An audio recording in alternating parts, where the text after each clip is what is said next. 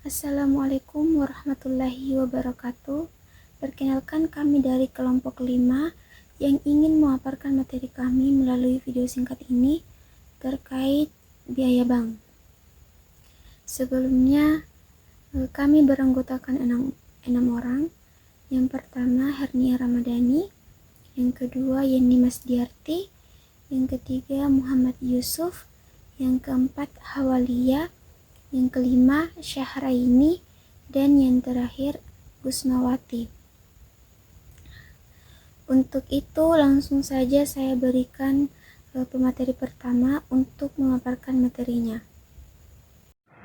Assalamualaikum warahmatullahi wabarakatuh.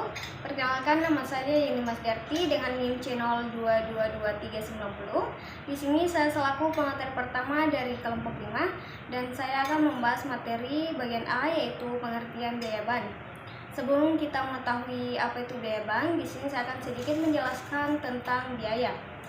Jadi yang dimaksud dengan biaya adalah semua biaya yang secara langsung maupun tidak langsung telah dimanfaatkan untuk menciptakan pendapatan dalam periode tertentu.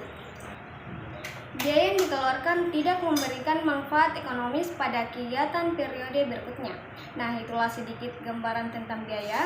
Selanjutnya, biaya bank. Jadi, biaya bank adalah biaya yang dibebankan bank kepada nasabah untuk kompensasi atas layanan dan transaksi keuangan yang disediakan.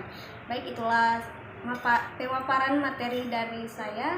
Sekian dan terima kasih. Baik, langsung saja. Di sini saya akan memaparkan materi kedua, yaitu jenis-jenis biaya bank.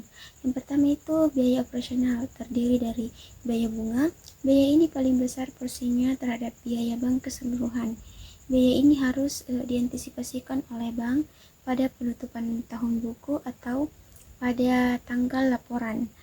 Yang kedua, biaya valuta asing. Biaya dalam transaksi valuta asing biasanya muncul dari selisih kurs yang merugi. Munculnya kerugian selisih kurs baik dari transaksi spot, forward maupun swap akan dibebankan ke dalam laporan laba rugi. Yang ketiga, biaya overhead. Dalam operasi bank sehari-hari, diperlukan biaya yang mengelola transaksi. Biaya ini berhubungan langsung dengan periode terjadinya sehingga harus dicatat dan diakui sebagai beban periode berjalan. Biaya overhead yang terjadi di bank memiliki ciri-ciri. Yang pertama, tidak dapat diidentifikasi secara langsung dengan jasa yang dihasilkan karena biaya yang dikeluarkan untuk semua kegiatan bank. Yang kedua, menjadi biaya pada periode terjadinya. Yang ketiga, tidak memberikan manfaat untuk masa yang akan datang. Contoh biaya overhead yaitu biaya gaji pegawai, tunjangan-tunjangan, biaya penyusutan aktiva tetap, biaya kegiatan kantor, dan lain-lain. Bagian B, biaya non-operasional, yaitu biaya-biaya yang dikeluarkan yang tidak berkaitan dengan kegiatan utama bank, misalnya kerugian dari penjualan aktiva tetap. Bagian C, pos luar biasa. Biaya ini harus dipisahkan dari hasil usaha sehari-hari dan ditunjukkan secara terpisah dalam perhitungan laba rugi, disertai pengungkapan atas sifat dan jumlahnya. Biaya luar biasa kejadiannya tidak normal dan tidak sering terjadi di masa yang akan datang atau tidak terulang lagi di masa yang akan datang. Misalnya peristiwa gempa bumi. Dan bagian D, koreksi masa lalu.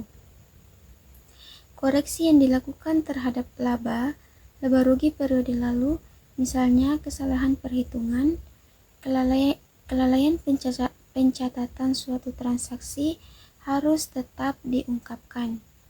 Bagian E, pajak penghasilan. Pajak penghasilan dihitung berdasarkan laba menurut akuntansi atau laba kena pajak, taxable income, untuk diperhitungkan dengan tarif pajak. Bagian C, akuntansi biaya bank. Biaya merupakan pengeluaran yang dilakukan oleh suatu perusahaan dalam rangka menciptakan atau memperoleh pendapatan. Maksud dari biaya di sini adalah biaya yang secara langsung atau tidak langsung telah dimanfaatkan untuk menciptakan pendapatan dalam suatu periode tertentu. Biaya yang dikeluarkan tidak memberikan manfaat ekonomis untuk kegiatan periode berikutnya. Biaya diakui secara akrual basis selalu diakui dan dibebankan ke dalam perhitungan laba rugi pada saat jatuh waktu tanpa terlebih dahulu menggunakan pembayaran. Pembayaran biaya di muka harus dialokasikan ke dalam rekening biaya secara proporsional. Biaya yang terdapat dalam laporan laba rugi bank terdiri dari biaya operasional seperti biaya bunga, biaya komisi, biaya overhead, dan biaya non-operasional. Biaya-biaya ini merupakan beban periode berjalan. Baik, langsung saja saya berikan kepada pemateri berikutnya untuk memaparkan materinya. Baik, saya Hernia Ramadhani, langsung saja di bagian klasifikasi biaya bank. Biaya bank dapat diklasifikasikan berdasarkan jenisnya seperti biaya administrasi, biaya penarikan, biaya transfer, biaya tutup rekening. Biaya bank juga dapat diklasifikasikan berdasarkan entitas terjadinya, yaitu biaya tetap, biaya variabel, dan biaya campuran. Kemudian biaya yang berhubungan dengan modal. Biaya yang berhubungan dengan modal adalah biaya merupakan biaya yang dikeluarkan perusahaan untuk mendapatkan dana. Biaya modal juga dapat diartikan sebagai tingkat pengembalian yang harus diperoleh perusahaan untuk menarik dan mempertahankan modal dan investor biaya modal. Kemudian komponen-komponen biaya yang berhubungan modal itu pertama debit atau jangka pendek dan jangka panjang. Kedua, preferred atau saham preferred. Ketiga, common equity atau saham biasa dan laba ditahan. Baik, terima kasih. Saya akan melanjutkan materi dari tema kelompok saya, yaitu pengaruh biaya terhadap laporan keuangan. Nah, biaya berpengaruh signifikan terhadap laporan keuangan perusahaan, terutama melalui biaya operasional. Penelitian menunjukkan bahwa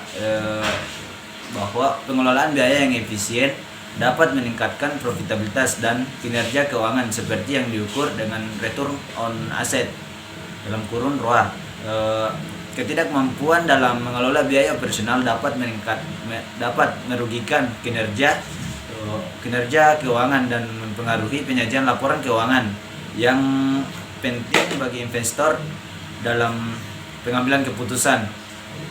Oleh karena itu, perusahaan perlu fokus pada efisien biaya untuk memastikan keberlangsungan dan pertumbuhan laba. Lanjut, biaya dapat berpengaruh terhadap laporan keuangan perusahaan seperti biaya produksi. Semakin tinggi biaya produksi, maka laba perusahaan akan semakin rendah. Biaya bahan baku merupakan variabel yang paling kuat dalam mempengaruhi laba perusahaan. Nah, biaya lingkungan. Jika biaya lingkungan yang dikeluarkan perusahaan bertambah, maka kinerja keuangan perusahaan akan berkurang. Biaya overhead. Menghitung biaya overhead dapat membantu menentukan harga produk yang tepat. Biaya overhead tetap dibayarkan secara rutin meskipun penjualan sedang lancar. Nah, selain itu, akuntansi biaya juga penting karena dapat